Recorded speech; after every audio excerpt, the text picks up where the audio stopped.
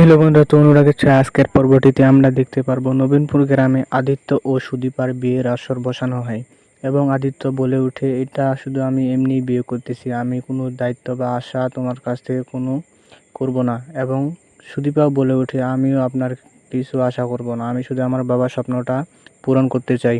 অন্যদিকে দেখা যায় বিয়ের কাজ শেষ এবং সুদীপার কপালের মধ্যে সিঁদুর পরায় আদিত্য এবং অপরদিকে সুদীপার বোন ও আরও অন্যজন ভাই বোনরা আসতে শুরু করে এবং সুদীপার বোন বলে, আদিত্য তুমি এখানে। এবং আদিত্য অবাক হয়ে দেখে থাকে পরমার দিকে এবং পরমা বলতে থাকে, তাহলে তুমি আমাকে এখানে দাওয়াত করে আনলে। এবং সুদীপা বলে বললো, তুমি তাহলে পরমা। এবং তারা সবাই এক হতে চলেছে। তো এর পরের পর্বে কী হতে চলেছে সেটা দেখার জন্য চ্যানেলটি সাবস্ক্রাইব করে পাশে থাকবেন।